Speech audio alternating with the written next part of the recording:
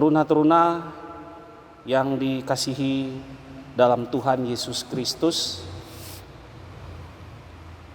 kehidupan kekristenan adalah kehidupan yang dipimpin oleh Roh Kudus. Menjadi orang Kristen tidak cukup hanya untuk mulut yang mengaku percaya kepada Yesus. Tidak cukup hanya tubuh yang dibawa beribadah ke gereja. Tidak cukup hanya sekedar terlibat dalam pelayanan. Teruna-teruna yang dikasihi dalam Tuhan Yesus Kristus, menjadi orang Kristen berarti seluruh hidup kita dipimpin oleh Roh Kudus. Hidup dalam pimpinan Roh Kudus yang artinya kita membuka hati untuk Roh Kudus dan menundukkan diri pada kehendak Tuhan. Teruna-teruna yang dikasihi dalam Tuhan Yesus Kristus, Kisah Para Rasul 2 ayat 1 sampai dengan 13 adalah kisah pencurahan Roh Kudus yang terjadi pada perayaan Pentakosta di Yerusalem.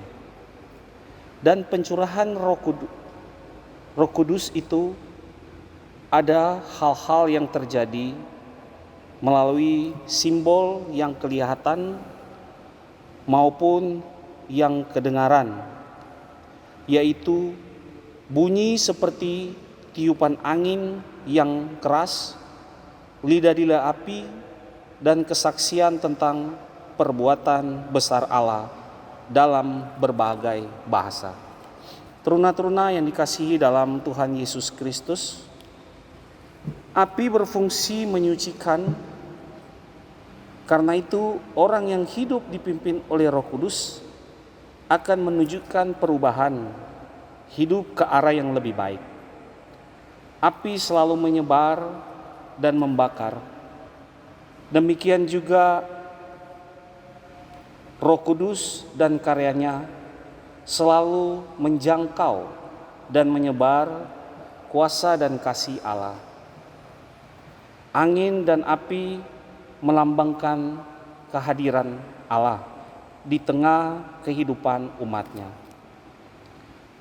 Allah di tengah kehidupan umat, Allah hadir di tengah umat dalam kuasa dan kasih-Nya.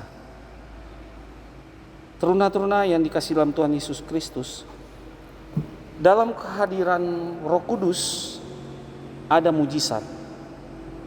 Para murid dapat bersaksi tentang Tuhan dengan berbagai bahasa dari orang-orang yang hadir di Yerusalem saat itu. Roh Kudus memberi kuasa menjadikan mungkin.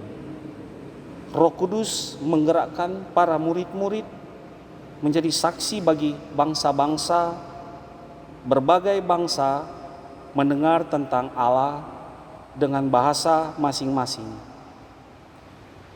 Injil bukan hanya untuk satu bangsa atau satu bahasa saja. Injil didengar dalam berbagai bahasa agar orang-orang dari berbagai bangsa dan dapat dipersatukan dalam kasih Yesus Kristus. Teruna-teruna yang dikasihi dalam Tuhan Yesus Kristus, firman Tuhan memberi pesan bagi kita.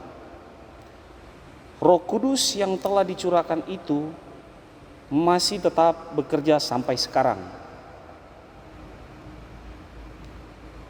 Bukalah hati untuk Roh Kudus agar apinya menyucikan kita dari perbuatan dosa. Hidup dalam pimpinan Roh Kudus berarti kita bersedia untuk dikoreksi, ditegur, dan diarahkan apabila langkah kita mulai menyimpang dari firman Tuhan. Roh Kudus menyembuhkan hati yang terluka, membersihkan hati yang kotor, membentuk hati yang keras menjadi hati yang selalu bersyukur. Roh Kudus memulihkan hati agar kita tidak menyimpang. Kemarahan atau prasangka, apalagi dendam, itulah tanda hidup kita dipimpin oleh Roh Kudus. Ketika kita memberi diri untuk dipimpin Roh Kudus, maka Roh Kudus akan berkarya di dalam kita dan memberi kita kekuatan untuk menghadapi segala sesuatu.